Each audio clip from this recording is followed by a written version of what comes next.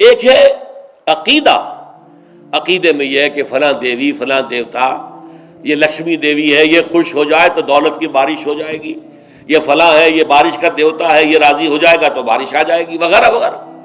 اگر آپ نے آلہہ بنا لیے ہیں اور ان آلہہ کی طرف آپ رجوع کر رہے ہیں تاکہ وہ آپ کی ضرورتوں کو پورا کر سکیں، آپ کی مصیبتوں کو ٹال سکیں، آپ کی دعاؤں کو سن سکیں، تو یہ شرک ہے اعتقادی۔ وَلَا تَجْعَلْ مَعَ اللَّهِ إِلَٰهًا لَا إِلَٰهَ إِلَّا اللَّهُ، کوئی نہیں ہے الہ، کوئی نہیں ہے دعاؤں کا سننے والا، کوئی نہیں ہے تکلیف کو رفع کرنے والا، کوئی نہیں ہے رزق عطا کرنے والا، کوئی نہیں ہے اولاد دینے والا، کوئی نہیں ہے مصیبت سے نجات دینے والا سوائے اللہ کے۔ تو الہ کا مفہوم یہ ہے۔ وَلَا تَجْعَلْ مَعَ اللَّهِ إِلَٰهًا آخر، ایسا نہ ہو کہ اللہ کو بھی تم نے الہ مانا ہوا، کچھ اور چھوٹے چھوٹے الہ بھی مان لیے ہیں۔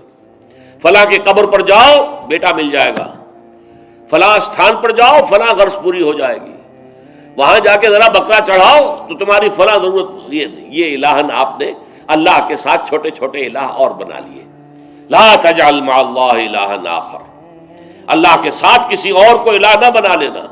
فتلقى فی جہنم، تو جھونک دیے جاؤ گے جہنم کے اندر، ملوما مدحورا، ملامت زدہ ہو کر اور دھکے دیے جا کر، دھکے دیے جائیں گے۔ ظاہر بات ہے جہنم میں کوئی اپنی خوشی سے داخل ہونے کو تو تیار نہیں ہوگا، تو دھکے دیے جائیں گے تو پھینکا جائے گا، ملامت زدہ۔